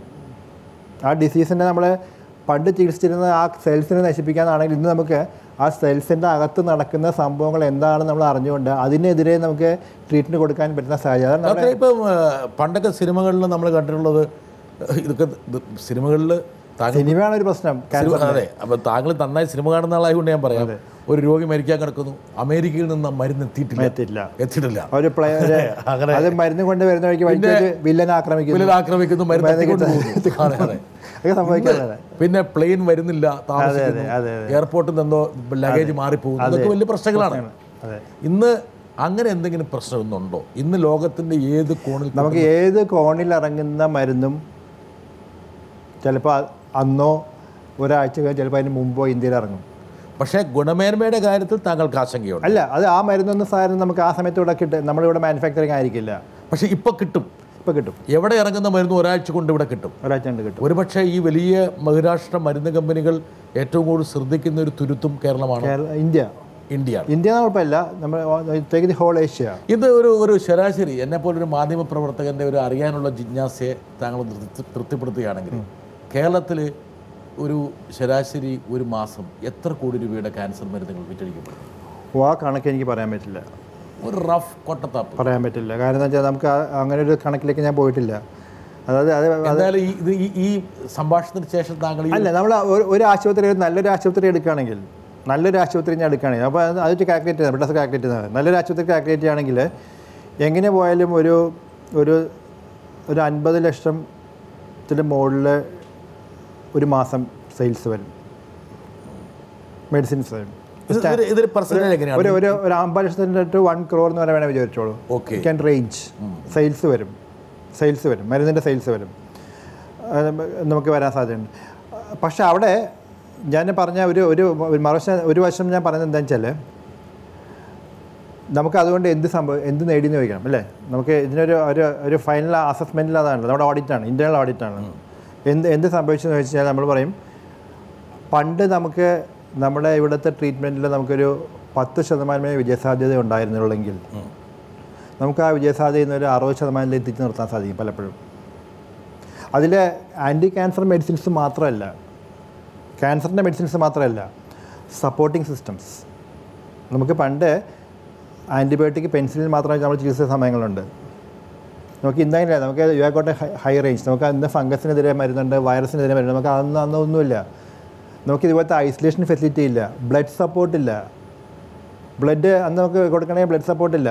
ഇങ്ങനെയാണ് നമുക്ക് കാണുന്നത്. പക്ഷേ ഇന്നങ്ങനെ ഇതെല്ലാം നമ്മൾ സൈഡ് ബൈ സൈഡ് ഡെവലപ്പ് ചെയ്തു, നമ്മുടെ ഇൻവെസ്റ്റിഗേഷൻസ് ഡെവലപ്പ് ചെയ്തു, നമ്മുടെ സ്കാനിങ് സെൻ്റർ. അങ്ങനെ വരുമ്പോഴത്തേക്കും നമ്മുടെ എല്ലാ ലെവലിലും അതിൻ്റെ എല്ലാത്തേയും കൂടെ പരിണിതഫലമായിട്ട് തന്നെ. ഒരു ഫോറിൻ ഇന്ത്യൻ ഔഷധത്തിൻ്റെ ഉപയോഗത്തിൻ്റെ ശതമാനം എടുക്കുകയാണെങ്കിൽ ഒരു 50-50 ആണോ? ഇപ്പം അങ്ങനെയല്ല. ഇപ്പം മെജോറിറ്റി കീമോതെറാപ്പി എടുക്കുകയാണെങ്കിൽ majority will be Indian medicines. Indian ഒരു 70%. മറ്റൊരു മേഖല ഇതിൻ്റെ ഒരു അന്ധവിശ്വാസത്തെക്കുറിച്ച് മറുതാൻ പറഞ്ഞാൽ കേരളത്തിലെ മലയാള സിനിമയിൽ നിറഞ്ഞു നിന്നിരുന്ന ശ്രീവിദ്യ പോലും എൻ്റെ മുമ്പിൽ ഒരു അഭിമുഖത്തിൽ വന്നിട്ടുണ്ടായിരുന്നു. അവരുടെ മരിക്കുന്നതിന് മുമ്പിലുള്ള അവരുടെ അവസാനത്തെ അഭിമുഖം ഞാനാണ് നടത്തിയത്. അന്ന് അവർ രോഗിയാണ്, പേടിക്കണം അത് പറഞ്ഞ് ഡോക്ടർക്ക് പേടിക്കേണ്ട കാര്യമില്ല. എന്താ കാരണം വെച്ചാൽ താങ്കൾക്ക് പരിശീലനമുള്ളൊരു വിദ്യയാണുള്ളത്. അപ്പോൾ അവർ ഏതോ ഒരു എന്താ പറയുക അന്ധവിശ്വാസത്തിൻ്റെ മുകളിലാണ് അവർ ജീവിച്ചിരുന്നത്. അതായത് അവർക്ക് ഒരു ആൾദൈവവുമായിട്ടുള്ള അവരുടെ ഒരു സഹവാസം കൊണ്ട് അവരുടെ രോഗം ഭേദമായി എന്ന് അവർ ഉറച്ചു വിശ്വസിച്ചു. അതെ. താങ്കൾക്ക് ആ കേസ് അറിയാമോ? എനിക്കറിയാം. അറിയാം. അതുപോലെ ഞാൻ ആ കേസ് പോലെ തന്നെ ഞാനൊരു കേസ് പറഞ്ഞുതരാം. കഴിഞ്ഞ ഇതുപോലെ തന്നെ ഒരു 4 മാസം 5 മാസം മുമ്പ് ഒരു 65 വയസ്സായ സ്ത്രീയാണ്. ഒരു ബ്രസ്റ്റ് മുഴുവൻ ഓൾമോസ്റ്റ് ടോട്ടലി ഗോൺ. എൻ്റെ അടുത്ത് തൃപ്പൂണിത്തുറ ആ ഒരു ഉത്സവത്തിന് വരുന്ന സമയത്ത് എൻ്റെ അടുത്ത് അവരെ പരിചയമുള്ള ആൾ കൂട്ടിക്കൊണ്ട് വരികയാണ്. അവൻ ഞാൻ കാണാനൊക്കെ വളരെ നല്ല ഒരു പ്രായമേറിയ അമ്മയാണ്. കാണാനൊക്കെ ഒരു പറഞ്ഞു ഞാൻ വരാം, ഡോക്ടറെ കാണാൻ പ്രയാസമൊന്നുമില്ല. ചികിത്സയുടെ കാര്യം പറഞ്ഞു ഞാൻ ചികിത്സിക്കില്ല. കാരണം എന്താ വെച്ചാൽ എനിക്ക് 100% വിശ്വാസമാണ് സാക്ഷാൽ ശ്രീകൃഷ്ണ ഭഗവാൻ വന്ന് എൻ്റെ അസുഖം മുഴുവൻ മാറ്റുന്നത്. ഭാഗവത വായന കേൾക്കാൻ ഞാൻ പോകും, വേറൊന്നും ഞാൻ പോകില്ല എന്നത്. അങ്ങനെ ശ്രീകൃഷ്ണ ഭഗവാൻ ഇങ്ങനെ ഒരുപാട് പേരുടെ ശാപം പേറുന്നുണ്ടാവും മിക്കവാറും. എല്ലാത്തിലും ശ്രീകൃഷ്ണമായ എല്ലാവരും ഉണ്ട്, എല്ലാത്തിലും ഉണ്ട്, എല്ലാ ആൾക്കാരും. ഇതിൻ്റെ മറുവശം ഞാൻ പറഞ്ഞു തരട്ടെ. കഴിഞ്ഞ ഒരു 2-3 മാസം മുമ്പ് ഞങ്ങളുടെ ചികിത്സയ്ക്ക് വന്ന ഒരു കൊച്ചുകുട്ടി, മസ്ബീൻ ഹെയർ, 13-14 വയസ്സുള്ള, ബോൺ ക്യാൻസറാണ്. ചികിത്സയ്ക്ക് വന്നപ്പോൾ നോക്കിയപ്പോഴത്തേക്കും ദേഹത്ത് മുഴുവൻ കമ്പി പൊള്ളിച്ച് വെച്ചിരിക്കുകയാണ്, ദേഹത്ത് മുഴുവൻ. അപ്പം ചികിത്സയുടെ ഭാഗമാണ് അത്ര കമ്പി ചൂടാക്കി ദേഹത്ത് മുഴുവൻ പൊള്ളിക്കുക. പക്ഷേ ഭാഗ്യത്തിന് മലയാളിയൊന്നുമില്ല, മസ്കറ്റിൽ നിന്ന് വന്നതാണ്, ഒമാനിലെ ചികിത്സാ രീതിയാണ്. അതായത് അപ്പോൾ നമ്മുടെ ഇങ്ങനെ ഒറ്റമൂലി പറഞ്ഞാൽ ഒറ്റമൂലികളെ വെറും ജ്യൂസ് കഴിച്ചുകൊണ്ടിരിക്കുന്നത്, ജ്യൂസ് മാത്രം കഴിച്ചാൽ ജ്യൂസിൽ കൂടെ തന്നെ ക്യാൻസർ മാറുന്നു. അപ്പോൾ ഇതൊരു വലിയൊരു മേഖലയാണ്. അപ്പം ഈ അവബോധം സൃഷ്ടിക്കുന്നതിൻ്റെ ഭാഗമായിട്ട് ഈ ഒരു മേഖലയെ കൂടി നമുക്ക് ടാക്കിൾ ചെയ്യേണ്ടതുണ്ട്. ഡോക്ടർ ഗംഗാധരൻ എന്തിനാണ് ഇപ്പം കൊച്ചിയിൽ, കേരളത്തിൽ, ഇന്ത്യയിൽ ജീവിക്കുന്നത്? ഡോക്ടർ ഗംഗാധരൻ ഇത്രയും ലക്ഷക്കണക്കിന് രോഗികളെ ചികിത്സിച്ചു. ഒരുപക്ഷെ ക്യാൻസർ ചികിത്സാ രംഗത്ത് വലിയ നാഴികക്കല്ലുകൾ സൃഷ്ടിച്ചു. ഡോക്ടർ ഗംഗാധരൻ ഇവിടെ നിൽക്കേണ്ട ആളാണോ എന്ന് ചോദിക്കാം, വേണം ചിന്തിക്കുന്ന ആൾക്കാരുണ്ട്. എനിക്കറിയാവുന്ന പല ഡോക്ടേഴ്സും ഉണ്ട്. ഇവരെല്ലാം ഒരു ചാൻസ് കിട്ടിയാൽ പറന്ന് വെളിയിലേക്ക് പോകും. അതായത് അമേരിക്ക അല്ലെങ്കിൽ ഗൾഫ് നാടുകളിലൊക്കെ പോകാൻ ആഗ്രഹിക്കുന്നു. എനിക്കറിയാം, വർഷങ്ങളായിട്ട് അങ്ങ് ഇവിടെ തന്നെ താവളം അടിച്ചിരിക്കുകയാണ്. അതായത് മേഖല ഇവിടെ തന്നെയാണ്, കേരളത്തിൽ തന്നെ. എന്തുകൊണ്ടാണ് വെളിയിലോട്ടൊന്ന് പോകാൻ ആഗ്രഹിക്കാത്തത്? അതിൻ്റെ വ്യത്യാസം എങ്ങനെയാണ് എന്താണെന്നറിയോ? അത് അവിടെ പോയവർക്കൊക്കെ നഷ്ടപ്പെട്ട് അവർക്ക് തിരിച്ചു വരാൻ സാധിക്കാത്തത് അതുകൊണ്ടാണ്. ഇവിടെ ഞാൻ പറയാറുണ്ട്, നമുക്ക് ഇവരെയൊക്കെ ചികിത്സിക്കുമ്പോൾ നമുക്ക് തിരിച്ചു കിട്ടുന്നത്, നമുക്ക് ധാരാളം കുട്ടികളെ കിട്ടും, നമ്മുടെ സ്വന്തം മക്കളെ പോലെ സ്നേഹിക്കുന്നത്. ഇപ്പോൾ നിങ്ങൾ കാണിച്ച പല ആൾക്കാരും നമ്മുടെ മക്കളെ പോലെ നമ്മളെ സ്നേഹിക്കുന്ന ആൾക്കാരാണ്. നമുക്ക് ധാരാളം അമ്മമാരെ കിട്ടും, ധാരാളം സഹോദരന്മാരെയും കിട്ടും. അവിടെ വിദേശത്ത് കിട്ടില്ല. അത് നമുക്ക് അവിടെയൊക്കെ നമുക്ക് ഈ പറഞ്ഞ മെക്കാനിക്കൽ ട്രീറ്റ്മെൻറ്റ് മാത്രമേ ഉണ്ടാവുള്ളൂ. അവിടെ രോഗിയും ഡോക്ടറും തമ്മിൽ ഇതുപോലൊരു നമുക്ക് ഇവിടെ കിട്ടുന്ന ബന്ധമില്ല. താങ്കളുടെ ഒരുപാട് സഹപ്രവർത്തകർ അമേരിക്കയിലൊക്കെ ജോലി ചെയ്യുന്നുണ്ട്, പൈസ കിട്ടുന്നുണ്ടാവും, ഇഷ്ടംപോലെ പൈസ കിട്ടുന്നുണ്ടാവും. പക്ഷെ അവരൊക്കെ നഷ്ടപ്പെടുന്ന ഈ സാധനം അവർക്ക് മനസ്സിലാക്കി കഴിയുമ്പോഴത്തേക്കും തിരിച്ചു വരാൻ സാധിക്കാറില്ല. ഡോക്ടർ ഗംഗാധരനോട് പഠിച്ച് കളിച്ച് വളർന്ന ഒരുപാട് ആൾക്കാർ എനിക്കറിയാം അമേരിക്കയിലൊക്കെ. അവർക്ക് നൽകാനുള്ള ഉപദേശം കേൾക്കുക. നിങ്ങൾക്ക് കിട്ടാത്ത പല കാര്യങ്ങളും ഡോക്ടർ ഗംഗാധരൻ കിട്ടും, തിരിച്ചു കിട്ടുന്നുണ്ട്, 100% തിരിച്ചു കിട്ടുന്നുണ്ട്. അതുകൊണ്ടാണ് നമ്മൾ ഇവിടെ തന്നെ നമുക്ക് എന്ത് പ്രലോഭിച്ചാലും പുറത്തേക്കില്ലെന്ന് പറയാൻ കാരണം അതുകൊണ്ടാണ്. വരട്ടെ. ഡോക്ടർ ഒറ്റൊരു കാര്യം എനിക്ക് അത്ഭുതപ്പെടുത്തുന്നത് എന്താ വെച്ചാൽ, ഡോക്ടർ ട്രീറ്റ് ചെയ്യുന്ന ഓരോ ഡോക്ടറുടെ പേഷ്യൻസിനും ഒരേ ഫീലിംഗ് ആണ്. അതായത് ഡോക്ടർ ആ ഒരു പേഷ്യൻറ്റിനോടാണ് എക്സ്ട്രാ കെയറും ഏറ്റവും കെയർ ചെയ്യുന്നത് ഡോക്ടർക്ക് എന്നോടാണ് ഡോക്ടറുടെ കെയർ കിട്ടുന്നതെന്നാണ്. അത് ഓരോ പേഷ്യൻറ്റിനോട് ചോദിച്ചാലും പറയും ഇതേ അഭിപ്രായം. ഡോക്ടർ പറയും ഡോക്ടറോട് എന്നെയാണ് ഡോക്ടർ ഏറ്റവും കെയർ ചെയ്യണത് എന്നുള്ളൊരു ഫീലിംഗ്. അത് എല്ലാ പേഷ്യൻസിനും ഒരേപോലെ ഒരേ സമയത്ത് തോന്നുന്നുണ്ട്. അത് ആ ഒരു സംഗതി എന്നെ വളരെ അത്ഭുതപ്പെടുത്തിയിട്ടുള്ള കാര്യമാണ്. അതിൻ്റെ കാരണം എനിക്ക് കൊടുക്കാനുള്ള ഒരേ സാധനമേ ഉള്ളൂ എല്ലാവർക്കും, വേറെ എൻ്റെ പല സാധനങ്ങളും ഇല്ലാത്തതുകൊണ്ട്, തിരിച്ചു കൊടുക്കാൻ വേറെ ഒന്നും ഇല്ലാത്തതുകൊണ്ട് എല്ലാവർക്കും കൊടുക്കാൻ. താങ്കൾ നല്ലൊരു കച്ചവടക്കാരനാണ്. എന്താ കാരണം അറിയാം, താങ്കൾ കൊടുക്കുന്ന സ്നേഹം 10 മടങ്ങായി അവർ തിരിച്ചു തരുന്നുണ്ട്. അത് തീർച്ചയായും അതിൻ്റെ സുഖം കിട്ടിക്കഴിഞ്ഞാൽ ഞാൻ പറഞ്ഞു, അതുകൊണ്ടാണ് പറഞ്ഞത് അമേരിക്കയ്ക്ക് പോകേണ്ട ആവശ്യം പറയാൻ കാരണം അതുകൊണ്ടാണ്. അമേരിക്കയ്ക്ക് പോയി പല ആൾക്കാരും ഇപ്പോൾ നിരാശരായിട്ടുണ്ടാവും. എന്തായാലും ഡോക്ടർ ഗംഗാധരൻ വളരെ സചേതനമായൊരു ചർച്ചയായിരുന്നു. JB ജംഗ്ഷനിൽ ഒരു പക്ഷേ ഈ ഒരു മേഖലയെക്കുറിച്ച് ഇതുപോലൊരു ചർച്ച ആദ്യമായിട്ടാണ് നടക്കുന്നത്. ഇത് നമ്മൾ സമൂഹത്തെ മുൻനിർത്തിയുള്ള ചർച്ചയാണ്. പലപ്പോഴും സെലിബ്രിറ്റി ടോക്കാണ്. പക്ഷേ ഇതിൽ ഡോക്ടർ ഗംഗാധരനും ബ്രിട്ടാസും ഇവിടെ പ്രസക്തമല്ല, മറിച്ച് സമൂഹമാണ് ഇവിടെ പ്രസക്തം. താങ്കൾ മനസ്സ് തുറന്ന് താങ്കളുടെ അനുഭവങ്ങൾ വളരെ ആർജവത്തോടെ പങ്കുവച്ചതിൽ ഞങ്ങൾക്ക് വളരെ നന്ദിയുണ്ട്. ഈ ഒരു മുഹൂർത്തത്തിൽ സ്വാഭാവികമായിട്ടും ഡോക്ടർ ഗംഗാധരൻ്റെ ഒരു പാട്ട് കൂടി കേട്ടുകൊണ്ട് നമ്മൾ ഈ പരിപാടി അവസാനിപ്പിക്കുന്നതാണ്.